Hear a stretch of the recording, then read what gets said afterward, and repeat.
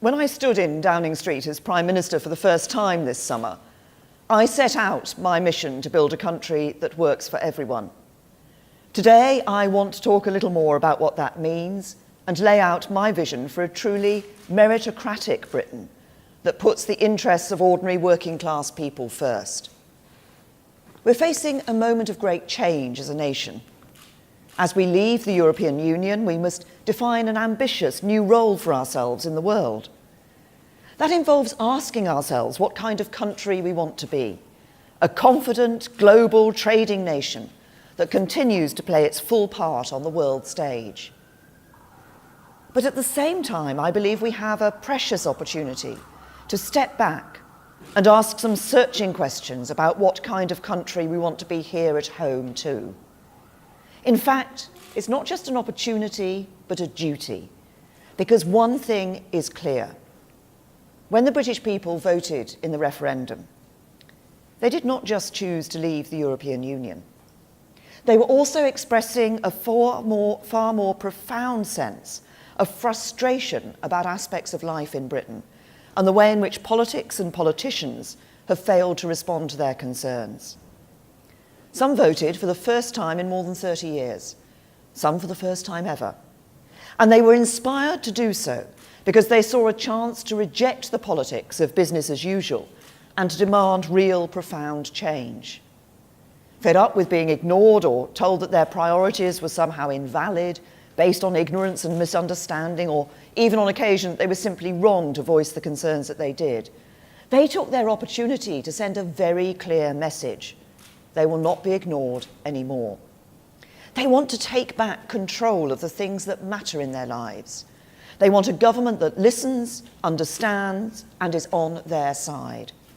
They want change, and this government is going to deliver it. Everything we do will be driven not by the interests of the privileged few, not by those with the loudest voices, the special interests, the greatest wealth, or the access to influence. This government's priorities are those of ordinary working class people, people for whom life sometimes can be a struggle, but who get on with things without complaint.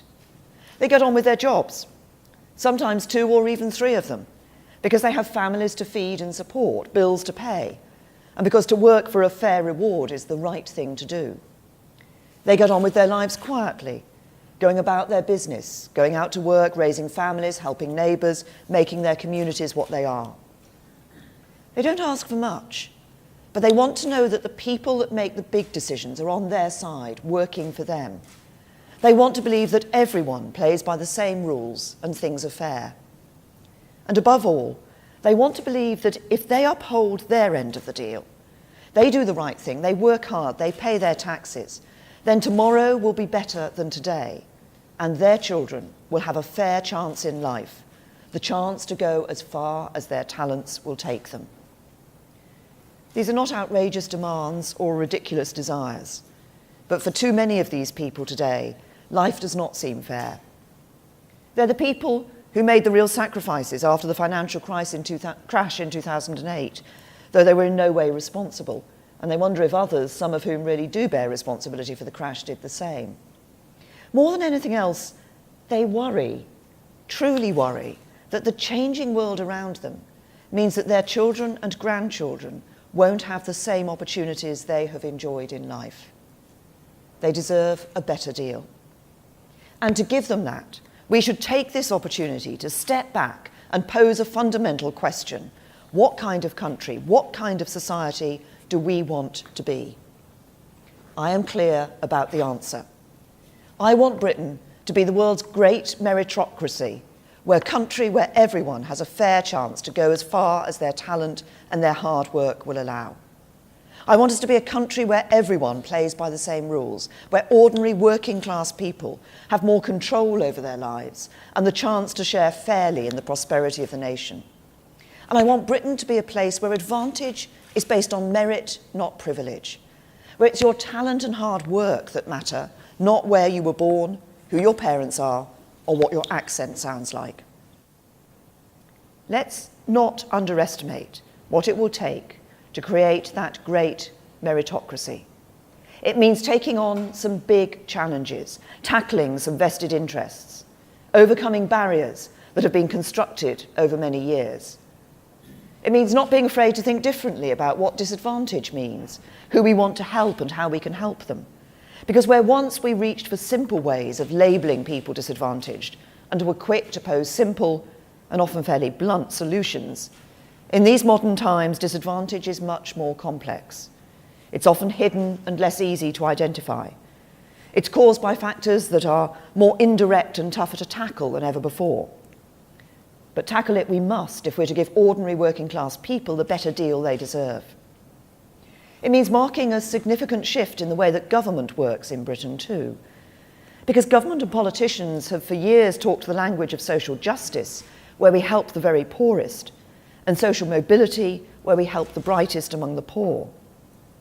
But to make Britain a great meritocracy, we must move beyond this agenda and deliver real social reform across every layer of society, so that those whom the system would currently miss, those just above the threshold for help today, yet those who are by no means rich or well off, are given the help they need. It means putting government firmly on the side of not only the poorest in our society, important though that is and will remain, but also of those in Britain who are working hard but just about managing. It means helping to make their lives a little easier, giving them greater control over the issues they care about most. This is the change we need. It will mean changing some of the philosophy underpinning how government thinks and acts. It will mean recalibrating how we approach policy development to ensure that everything we do as government helps to give a fair chance to those who are just getting by, while still helping those who are even more disadvantaged. I don't pretend that this change will be easy. Change rarely is. But this is the change we need if we are to make Britain the great meritocracy I want it to be. Over the coming weeks and months, the government will set out an ambitious programme of economic and social reform that will help us make this change and build a true meritocracy in our country. But there is no more important place to start than education. Because if the central concern ordinary working class people have is that their children will not enjoy the same opportunities they have had in life, we need to ensure that there is good school place for every child and education provision that caters to the individual needs and abilities of every pupil. We start from a position of strength. This government has a proud record of school reform. We've opened up the system, introducing a real diversity of provision. We have schools where teachers and head teachers are free to make the decisions that are best for them. And through successful policies such as a renewed focus on learning the basics of reading in primary schools and initiatives to help young people pursue a strong academic core of subjects at secondary level, we're ensuring that every child has the opportunity to develop the core knowledge that underpins everything else. We have put control in the hands of parents and head teachers and encourage people from all walks of life who are passionate about education to bring their best ideas and innovations to our school system. The academies and free schools movement, overseen by pioneers such as Andrew Adonis and Michael Gove, have been a huge success and begun to build an education system fit for the future. As a result, there are more good or outstanding schools today than ever before in our country. And there are now more than 1.4 million more pupils in schools rated good or outstanding than in 2010. Our curriculum reforms mean that the proportion of pupils taking core academic subjects at GCSE is up by almost 4/5. We are driving up school standards to match the best international comparisons, with a record number of pupils securing a place at one of our world-class universities this summer. We can be proud of these achievements, but there is still a long way to go. Because for too many children, a good school remains out of reach. There are still 1.25 million attending primary and secondary schools in England, which are rated by Ofsted as requiring improvement or inadequate. If schools across the North and Midlands had the same average standards as those in the South, nearly 200,000 more children would be attending good schools. Let's be honest about what these statistics mean. They mean that for far too many children in Britain, the chance they have in life is determined by where they live or how much money their parents have. And they mean that for far too many ordinary working class people, no matter how hard they work, how many hours they put in or how many sacrifices they make, they cannot be confident that their children will get the chances they deserve. For when you're working 2 jobs and struggling to make ends meet, it's no good being told that you can choose a better school for your children if you move to a different area or pay to go private. Those aren't choices that you can make, and they are not choices that you should have to make. So we need to go further, building on and extending our reforms so that we can truly say that there will be a good school place for every child and one that caters to their individual needs. But as we do it, we also need to change our philosophy and approach, because at the moment the school system works if you're well off and can buy your way into the school you want, and it provides extra help and support if you're from a disadvantaged family. If you're eligible for free school meals and your parents earn less than £16,000 a year, then there is extra help on offer. That is good and right. And as long as I'm Prime Minister, the pupil premium for the poorest children will remain. But the free school meals measure only captures a relatively small number of pupils whose parents are on income-related benefits. If we're going to make the change we need and build a great meritocracy in Britain, we need to broaden our perspective and do more for the hidden disadvantaged children whose parents are on modest incomes, who do not qualify for such benefits, but who are nevertheless still only just getting by. If you're earning £19,000, £20,000, £21,000 a year, you're not rich, you're not well off, and you should know you have our support too. At the moment, there is no way to differentiate between the school experience of children from those families and those from the wealthiest 10%. Policy has been skewed by the focus only on those in receipt of free school meals, where the reality is that there are thousands of children from ordinary working class families who are being let down by the lack of available good school places. Putting this right means finding a way to identify these children and measuring their attainment and progress within the school system. That work is underway and is central to my vision of a school system that truly works for everyone. But we must also deliver a radical increase in the capacity of the school system so that these families can be sure of their children getting good school places. And this is really important, because I don't just want to see more school places, but more good school places. And I don't just want to see more new schools, but more good new schools that each in their way contribute to our diversity of provision, that caters to the needs and abilities of each individual child, whoever they are and wherever they're from. Every child should be given the opportunity to develop the crucial academic core, and thanks to our reforms, that is increasingly the case. But people understand that every child is different too, with different talents, different interests, different dreams. To help them realise their potential and achieve those dreams, we need a school system with the capacity and capability to respond to what they need. So as we radically expand the number of good school places available to all families, not just those who can afford to buy an expensive house, pay for an expensive private school, or fund the extra tuition their child needs to succeed, I want to encourage more people, schools and institutions with something to offer to come forward and help. In the last 6 years, we've seen individuals and communities put staggering amounts of time and effort into setting up good new schools. Some of the best state schools, charities, universities, private schools and businesses have stepped forward to get involved. And increasingly, the best state schools are sponsoring the least good. This has been a revolution in our school system. But with 1.25 million children still attending schools that are struggling, we need to do much more to increase the capacity of the system so every child can get the education they deserve. So let's now build on the success of school reform. Let's encourage others to play their part, and let's remove the barriers they face so we can do more.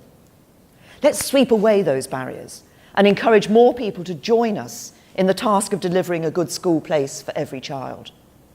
Let's build a truly dynamic school system where schools and institutions learn from one another, support one another and help one another. Let's offer a diverse range of good schools that ensure the individual talents and abilities of every child are catered for. That is my ambition. And there are 4 specific proposals I want to talk about today that I believe will help. Firstly, I want to build on the success we've already experienced when some of our great universities have stepped in to help by sponsoring or supporting a local school. Universities have a huge amount to offer England's schools. They've been part of the fabric of our education system since the 13th century and have had a profound impact on our schools over generations. Recently, we've seen the University of Cambridge establish the University of Cambridge Primary School, and the University of Birmingham open an impressive new free school for secondary school pupils and sixth formers. The new specialist sixth form King's College London Mathematics School is already performing impressively, and the University of Brighton is involved in sponsoring more than a dozen different primary and secondary schools. These are the kinds of innovation I want to encourage. This kind of active engagement in building the capacity of our school system is, in my view, far more effective than spending huge sums on bursaries and other financial support that tackle the symptoms but not the cause. The right for a university to charge the higher level of tuition fee has always been dependent on their ability to fulfil specified access requirements. And this year, in fulfilling these requirements, they're expected to spend over £400 million on bursaries and other forms of financial support for students. Yet the evidence is clear.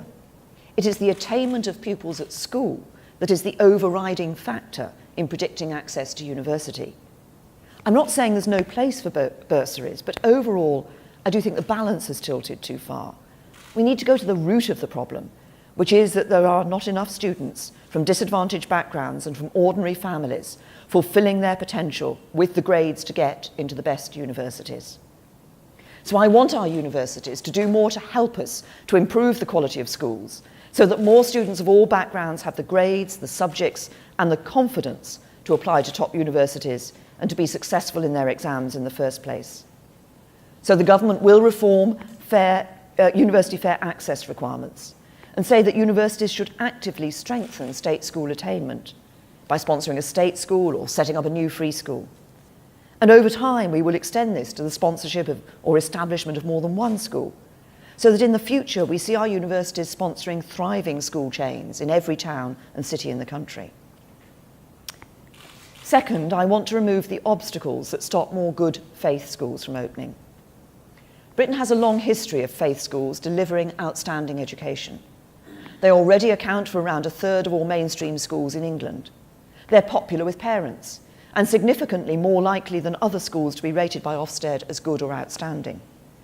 I believe we should confidently promote them and the role they play in a diverse school system. Yet for Catholic schools in particular, there are barriers in their way. When a faith-designated free school is oversubscribed, it must limit the number of pupils it selects on the basis of faith to 50%. The intention is to improve the diversity of the school's intake, but in practice it has little impact on many Jewish, Muslim, Sikh and Hindu schools because they tend not to appeal to parents of other faiths. So despite the best intentions, the rule is failing in its objective to promote integration. But it does prevent new Catholic schools opening because the Catholic Church believes it contravenes its own rules for a Catholic bishop not to prioritise the admission of Catholic pupils. This is especially frustrating because existing Catholic schools are more ethnically diverse than other faith schools, more likely to be located in deprived communities, more likely to be rated good or outstanding by Ofsted, and there is growing demand for them. So we will remove this 50% rule to allow the growth in capacity that Catholic schools can offer. Instead, we will consult on a new set of much more effective requirements to ensure that faith schools are properly inclusive and make sure their pupils mix with children of other faiths and backgrounds. Of course, there must be strict and properly enforced rules to ensure that every new faith school operates in a way that supports British values. And we should explore new ways of using the school system to promote greater integration within our society generally. We will encourage the grouping together of monoracial and monoreligious schools within wider multiracial and multireligious trusts. This will make it easier for children from different backgrounds in more divided communities to mix between schools while respecting religious differences. We will explore ways in which schools can enter into twinning arrangements with other schools not of their faith, through sharing lessons or joint extracurricular activities to bring young people from different schools together. And we will consult on the idea of placing an independent member or director who is of a different faith or no faith at all on the governing body of new faith schools. We will also explore new requirements for new faith schools to prove that parents of other faiths would be happy to send their children to the school through a proper process of consultation. But fundamentally, I believe it is wrong to deny families the opportunity to send their children to a school that reflects their religious values, if that's what they choose.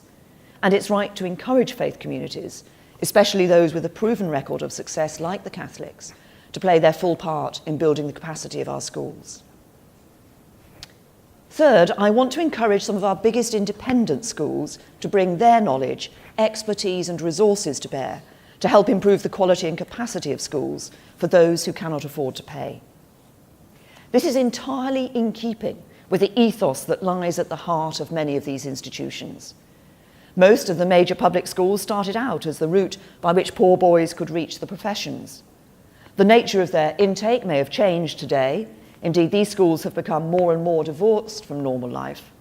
Between 2010 and 2015, their fees rose 4 times faster than average earnings growth, while the percentage of their pupils who come from overseas has gone up by 33% since 2008. But I know that their commitment to giving something back to the wider community remains. These are great schools with a lot to offer, and I certainly don't believe you solve the divide between the rich and the rest by abolishing or demolishing them. You do it by extending their reach and asking them to do more as a condition of their privileged position to help all children. Through their charitable status, private schools collectively reduce their tax bills by millions every year.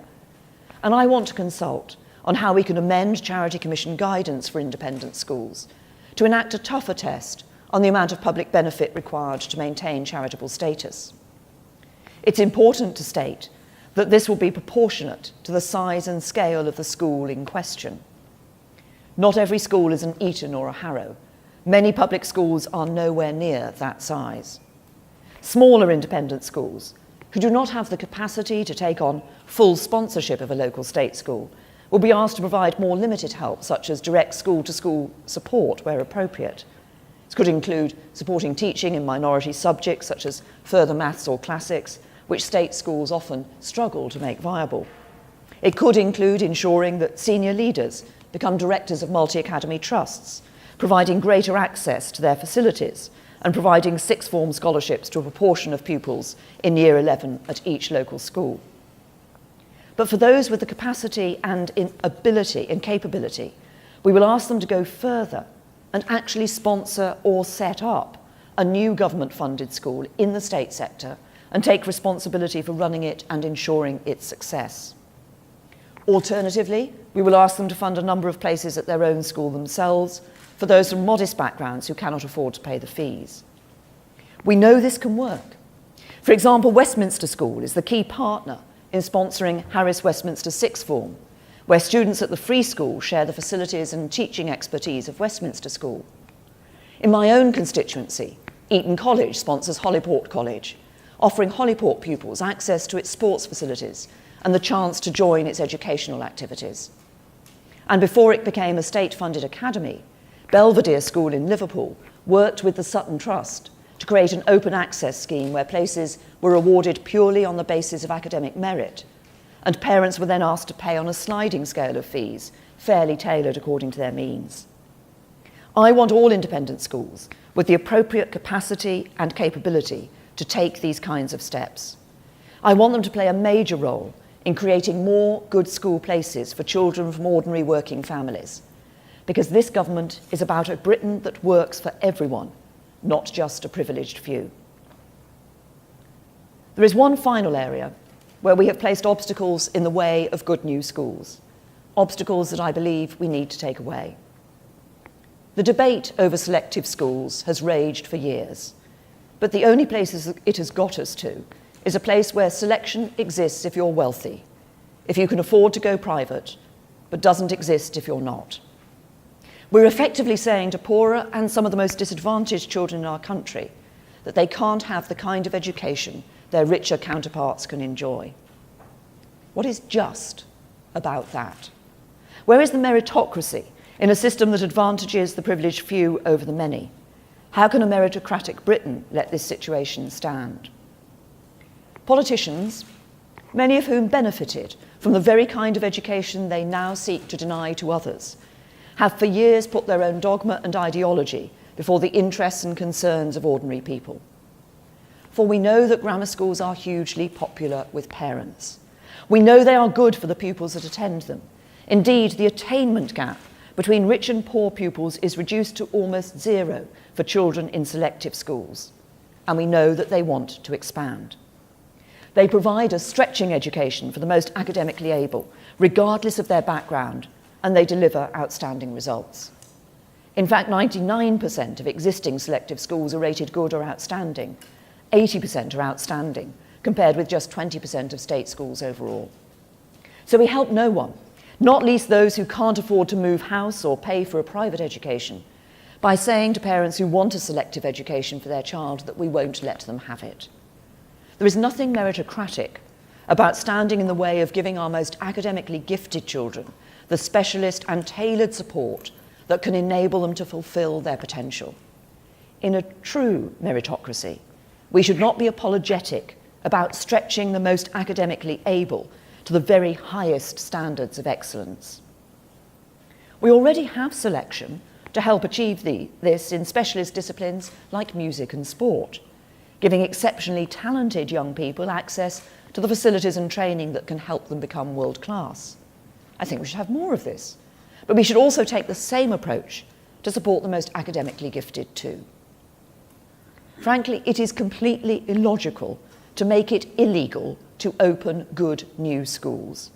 So I want to relax the restrictions that stop selective schools from expanding, that deny parents the right to have a new selective school opened where they want one, and that stop existing non-selective schools to become selective in the right circumstances and where there is demand. In return, we will ensure that these schools contribute meaningfully to raising outcomes for all pupils in every part of the system. In practice, this could mean taking a proportion of pupils from lower income households, so that selective education is not reserved for those with the means to move into a catchment area or pay for tuition to pass the test. They could, as a condition of opening a new selective school, be asked to establish a good new non-selective school. Others may be asked to establish a primary feeder school in an area with a high density of lower income households to widen access. They might even partner with an existing non-selective school within a multi-academy trust, or sponsor a currently underperforming non-selective academy. But the principle is clear. Selective schools have a part to play in helping to expand the capacity of our school system, and they have the ability to cater to the individual needs of every child. So the government will make up to £50 million a year available to support the expansion of good or outstanding existing grammars. Now, I know this will be the source of much debate in the consultation over the coming months. So I want to address very directly some of the key arguments made by those who oppose the expansion of grammar schools. First, there are those who fear that this could lead to the return of a binary system, as we had in the past with secondary moderns. But this fear is unfounded. There will be no return to secondary moderns. As I've set out today, far from a binary system, we're supporting the most diverse school system we have ever had in our country. From free schools sponsored by universities and independent schools to faith schools and selective schools, the diversity of high-quality school provision means we will be able to cater properly for the different needs of all pupils and give parents real control of the kind of school they want for their children. We do not want to see whole new parts of the country where the choice of schools is binary, so we will use the approvals process to prevent that from happening. Second, there are those who argue that selective schools tend to recruit children from more affluent backgrounds. The problem here is not selective schools per se, but rather the way that wealthier families can already dominate access to the schools of their choice through selection by house price. I want to stop that, and new grammars can help. We're going to ask new grammars to demonstrate that they will attract pupils from different backgrounds. For example, as I said, by taking a proportion of children from lower income households. And existing grammars will be expected to do more too, by working with local primary schools to help children from more disadvantaged backgrounds to apply. Third, there are those who argue that grammars don't actually select on ability because wealthy families can pay tutors to help their children get through the tests. This might have been the case in the past with the old 11+, but it does not have to be the case today. While there is no such thing as a tutor-proof test, many selective schools are already employing much smarter tests that assess the true potential of every child. So new grammars will be able to select in a fair and meritocratic way, not on the ability of parents to pay. Fourth, there are those who worry about the cliff edge of selection at 11. Some fear it's too early, some fear it's too late. The truth is that it doesn't have to be a cliff edge at all. This is back in the old mindset of the grammar schools of the past. A modern meritocratic education system needs to be much more flexible and agile to respond to the needs of every child. So we will demand that new grammars make the most of their freedom to be flexible over how students move between schools, encouraging this to happen at different ages, such as 14 and 16 as well as 11.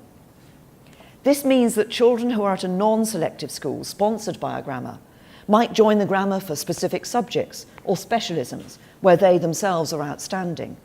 Or they might move to the grammar full-time later than aged 11 based on their performance at their current school. Finally, people get lost in the argument about whether the grammar schools of the 1950s and 60s improved social mobility or not. But I want to focus on the new grammars of the future, those that will be just one element of a truly diverse system, which taken as a whole can give every child the support they need to go as far as their talents can take them, and give every parent access to a good school place for their child. This is the true test of schools that work for everyone, and the true test of a meritocratic society. There's been a lot of speculation in the last few weeks, but as you know now, this is not a proposal to go back to a binary model of grammars and secondary moderns, but to build on our increasingly diverse school system. It is not a proposal to go back to the 1950s, but to look to the future. And that future, I believe, is an exciting one. It is a future in which every child should have access to a good school place, and a future in which Britain's education system shifts decisively to support ordinary working class families. These families are not asking for the world. They just want to know that their children and grandchildren will enjoy the opportunities they have enjoyed and be given the chance to go as far as their talents will take them, unhindered by background or circumstance, and by the artificial barriers some want to put in their way. In a country that works for everyone, it doesn't matter where you were born or how much your parents earn. If you work hard and do the right thing, you will be able to go as far as you can. I want this country to be a great meritocracy. I want to see more houses built, better productivity so we can have more well-paid jobs, more economic growth, not just in the southeast of England, but across the whole country, to help more people get on. But more than anything else, I want to see children from ordinary working class families given the chances their richer contemporaries take for granted. That means we need more great schools. This is the plan to deliver them and to set Britain on the path to being the great meritocracy of the world. Thank you.